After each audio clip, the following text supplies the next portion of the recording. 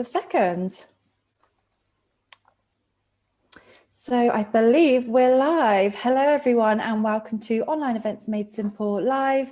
We're episode 20 now. Where does the time go? I say this every week. But I'm Rianne, I'm your host. I'm the marketing manager at EventMind. And we are joined by a very exciting and should I say magical guest today, Darren Delaney. Darren, would you like to introduce yourself? Hi, Rianne. Yes, thanks for having me here, by the way. So I'm Darren Delaney, as you mentioned. I'm a professional magician, and so normally I'm out performing at live events. About 80 to 85% of my work is in the corporate world, so it could be anything from team events. This time of year, I'm normally doing Christmas parties to gala dinners, award ceremonies, conferences, and I also work with clients on trade show stands as well, doing branded magic to help people, to attract people to their stands. So that's so exciting. So obviously you started out as a in-person, or as everyone's saying now, a live magician. How has that been for you? Obviously, how has the pandemic affected you? Because as we all know, all of these events and all of these entertainers were cancelled. yes, it's been a crazy year. It has, hasn't it? I can't believe it's been that long. So yeah, the last live event I did was, in fact, on the last day of February. Oh, This really? year. A few weeks So before. long. And then early in March, just before the actual lockdown happened, a lot of people started pulling back on. They were either postponing their events or cancelling them because of what was happening. The situation, yeah. And yeah, I had one very hairy week in March where basically all of my future work disappeared over the course of a few days. It was quite troubling. Yeah, and I know there's probably lots of other people watching this who've had similar situations. So that was how it initially affected it. It was very, very stressful. Yeah, and you don't know where it's going to go, do you? You know, at the time we're like, is this going to last a week? Is it going to last 5 years? Exactly. Yeah, it was that kind of thing. Had no idea what was going to happen. And I'm fortunate. I transitioned to virtual quite quickly, and I'm really glad I did now. Excuse me. So it started out as a couple of people that I already knew. So there was actually a club for amateur magicians asked me if I do a virtual show for them. Oh, and amazing. then almost immediately afterwards, a couple of existing corporate clients, because we'd headed into lockdown and everyone was working from home. And they said, don't suppose you could do something virtually? And I'll be really honest with you, Rian. I initially thought, how's this going to work? Yeah. I just can't see how I'm going to do that. Because I think that's everyone's thoughts, like, how is this going to work and where do I start? Exactly. Yeah, it was, well, without getting to grips with all of the technology, specifically with magic, most of the stuff I do is quite interactive. So, you know, I'm asking people to pick a card or asking them to hold something or borrowing something from somebody. And none of those things are possible online. Yeah. And also, I think a large part of what I do, it's not really just about the magic. It's about bringing people together. It's about creating conversations and memories when people are all in the room together. It was a challenging thought in my mind at the beginning.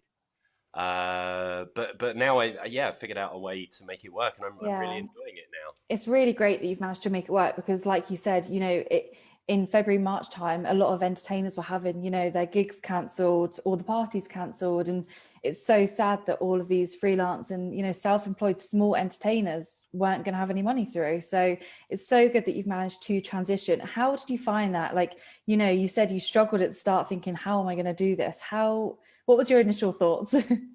So it's been one long journey over the last several months. So the first few shows, actually, you know, first of all, I had to sit down and figure out what can I actually do, or what's possible. What can I already do that I can change so that it'd work in a virtual environment, and yeah, how can I put together a show that's actually viable? So that was kind of the first part, and then obviously that's been refined now over the last 8-9 months. Nearly a year, which is unbelievable. Yeah, I know it's really strange. So that was kind of the first part, and then the second part really was the technology.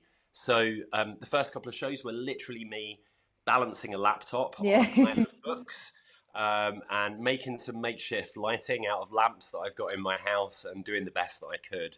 And now I've invested in, I've invested money in equipment. So Mm, I've got proper video lights and a proper camera and all of the rest of the stuff. yeah. And also time in learning software. So I use some software that I plug into Zoom or Microsoft Teams or whichever platform I'm using, which allows me to make the show visually engaging. I can add visual effects, and so that people are not just staring at me for Yeah, 30 or staring at a Zoom screen. yeah, just really to add some production value to the show, I Yeah, guess. amazing. And everyone listening, will most people will be event organizers. What piece of advice would you have for an event organizer or an entertainer who, it might be 8 months down the line and they're thinking, actually, we need to go virtual. We need to organize a virtual event.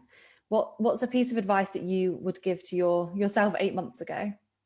Um, One of the pieces of advice, I guess it was, as I say, it was quite scary at the beginning. I couldn't quite figure out how to do it. Mm, And one of the things that I did do, which I'm glad I did, was I just jumped in and got on with it. yeah. I'm a big fan of this is paraphrased and it's often misquoted, but there's a saying, don't let perfect be the enemy of good. Okay, Yeah. and particularly at the beginning of the pandemic, and still to some degree now, everybody was learning and figuring it out, Mm, and I realized that the best way that I could do that was just to go ahead and do some shows and learn something from each one and figure out how I can make the next one better.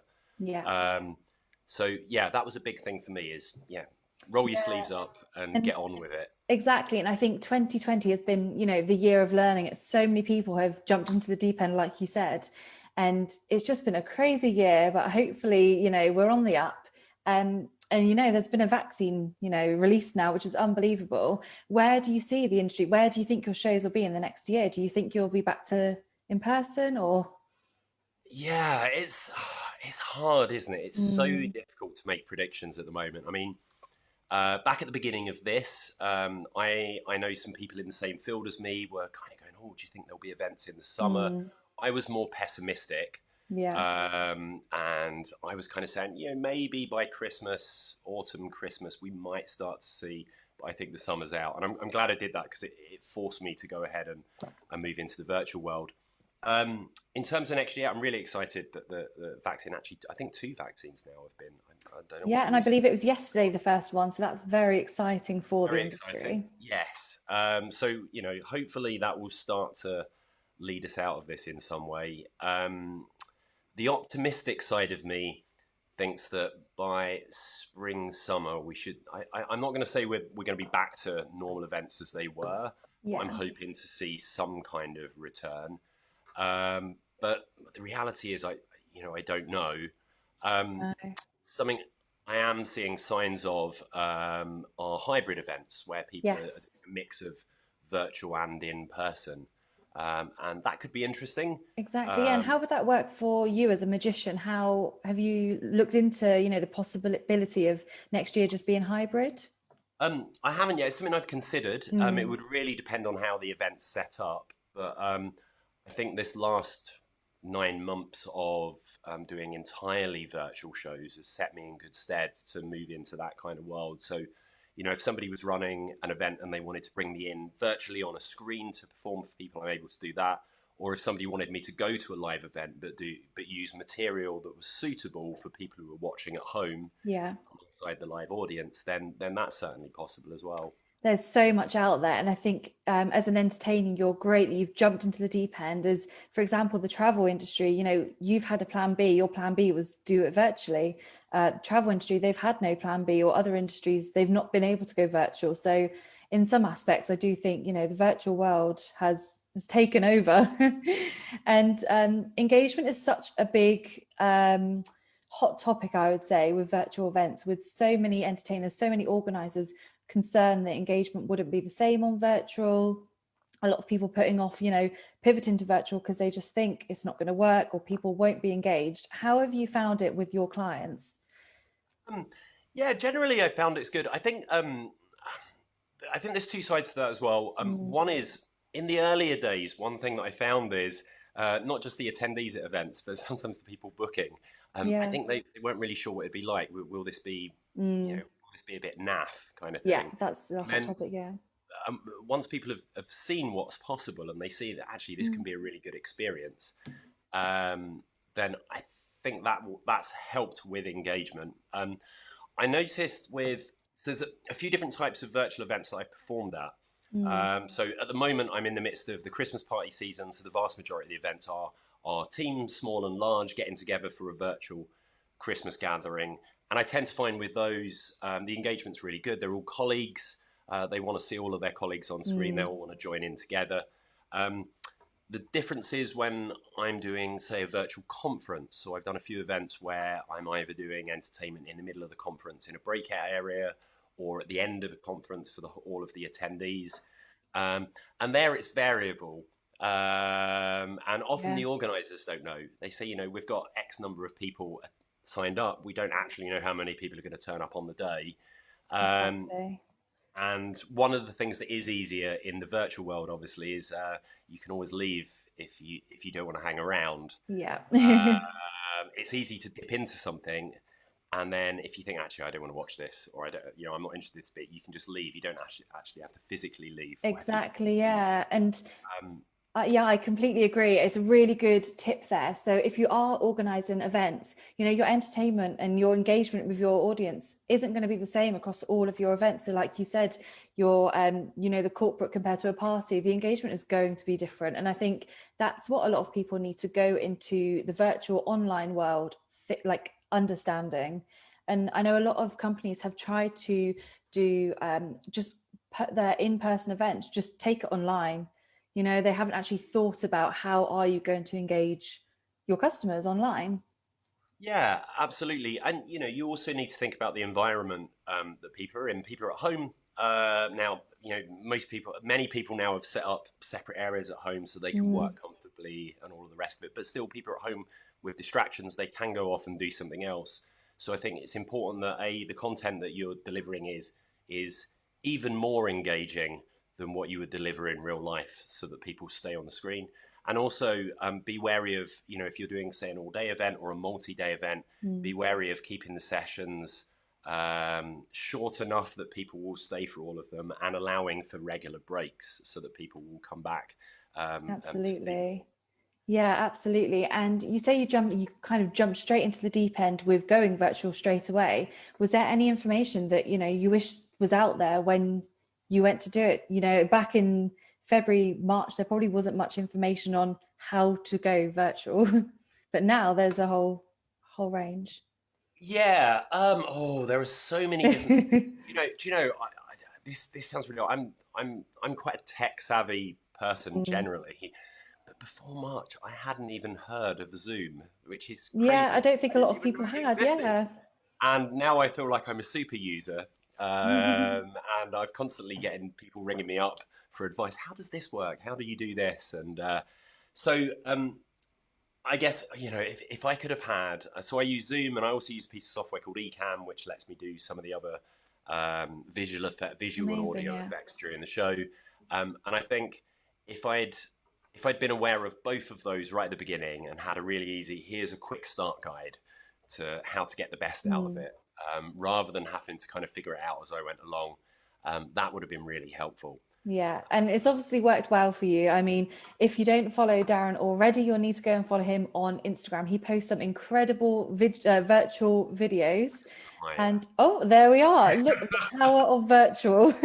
That is brilliant. But honestly, you post some amazing videos, and it just shows, I think, video marketing is such a big thing at the moment. And without being able to see how a virtual magician works, like you said, people probably go ahead and book it and think, how's this gonna end up? Have you changed your social media tactics during this time to kind of show more about the behind the scenes? To some degree, yeah. So early on, I'm already on my second show reel for the virtual show, because I did the first one. I had very little footage, and then the show changed a lot. I've got, and it's got better. So Mm, within less than a year, I've already had 2 promo videos for it, and it's amazing. I really need to get another one together. I'm too busy with Christmas events now, but I think for the new year, I'll put together a new one. Um, but yeah, I've started to share things, little bits behind the scenes, so people can see what my setup is at Mm, home, and with the lighting and cameras and this kind of thing. And it has been a little bit of a challenge with social actually, because normally I'm out performing at all different types of events at different venues, often in different countries. So I have lots of interesting content to share. Whereas obviously at the moment, I'm always in exactly the same place. Everything always looks exactly the Yeah. same, even though I'm performing for different people. Mm. So that's been a little bit of a challenge, is thinking about how can I creatively keep putting out content that's actually useful or interesting. Absolutely. And look, you've added your Christmas tree, so the content is slightly different when it comes to Christmas. Yeah, this is here for the month. So it'll look different, again in Yeah. January when I take all of this down and I have to decide what I'm going to have behind me again. So, Yeah. So Darren, it wouldn't be a live stream with a virtual magician if we didn't get you to do, sorry, a little trick for us. Give us a little trick and just show people what they might be missing out if they haven't seen what virtual magicians can do. I had a feeling you were going to ask me Yeah. this. No, you did tell me you were going to ask. But actually, Rian, importantly, because a lot of people may be watching this and they think, oh, we've been chatting. We have. You did ask me if I would do something on here, but we haven't set anything up in advance. No, nothing at all. And this isn't even scripted. Like, if you're listening, I'm sure you understand our online events made simple live podcasts are not scripted at all. We like to just see what our audience and what our clients say without, giving you prompts or seeing what tricks you're going to do in this instance. Excellent. Thank you. So if you want to go ahead and we'll Like see. scripted. There we go. So I wanted to try a card trick with you, Rian. Okay. Actually, one thing I don't actually know, whereabouts are you geographically? London, Stratford. Stratford. Oh, you're not too. I'm southeast London. You're East London, so you're actually not that far away. But the challenge is, you see, in real life, I would usually have you pick a card. Yes. And then I'd try and find that card, hopefully in some kind of impressive way. I'm in South. It will take me an hour or so to get over to you to pick a card. Everybody would have finished work by the time we finish this card trick. Absolutely. So I do have a pack of cards here, though. So what I'd like you to do instead is just have a think of the different cards there are in a pack, and maybe change your mind once or twice, because a lot of people think, oh, everyone goes for the Queen of Hearts or the Ace of Spades. Okay. So she's changing her mind already. I am. And whenever you're ready, call out any card you like in the pack. Okay. I'll go for the 2 of diamonds. 2 of diamonds. Excellent choice. Wouldn't it be amazing if I didn't actually have a full pack of cards in here? There was just one card, and that card was the 2 of diamonds. Would that be pretty cool? That would be pretty cool, especially virtually. Let's be honest. It's actually an empty box, Rian. I'm not that good, I'm afraid. Sorry about that. Sorry to disappoint you. Very disappointed. Let's see if we can fix this. Hang on a sec. If I just... Do you remember this box was empty just a moment ago? It was, yeah. If we have a look now, where there were no cards just a moment ago, there isn't just one, there is a full pack of cards. Wow. What is it? I'll keep these up here. I'm blown away. I'll keep these up here so you can see that I'm not doing anything tricky. But if I spread through the cards, you should notice in the middle of the pack, one of the cards is facing in the opposite direction to all of the rest. It's the only card facing towards me. And you called out a card, Rian. It was the 2 of... diamonds. What do you know? Oh, wow. I mean, if you're listening right now and you need an entertainer, I would highly recommend Darren. That's unbelievable. It's amazing, though. It just shows that you can take anything that you do virtual. Like you said, normally I'd be in front of you and we'll be doing this in person. So incredible. I'm blown away. I've also found with certain things, people are even more amazed virtually than they are in real life, particularly with things which are kind of mind reading based. It feels more impossible to people if I'm in, and often I figured I've done shows in the last 8 months or so on every continent apart from Antarctica, because obviously geography doesn't matter as long as I can fit in with the times. And, if I can read somebody's mind from London who's in South America, for instance. Amazing, yeah. More amazing. That's really, really cool. And like you said, linking back to engagement, I think I'm a bit more wowed that this is through the computer and not in front of me. And I think, when you're through the computer, you're concentrating so much more. So there's no room for mistakes. So I'm blown away. Thank you for doing that for everyone listening. If you are listening to the podcast on Spotify, then head over to our Facebook page and have a little look at the trick that Darren just did. It's brilliant. So, Darren, we like to ask all of our guests that come on, we like to keep things real on here. So, virtual events, we like to say that they are amazing and they have saved the industry, but things do go wrong. Have Mhm. you been in a situation where you've either attended or organized one of your events when, there's been an event nightmare, something has gone wrong? Do you know what? Just as you said that, I heard a noise, and I got Someone a at the blind. door.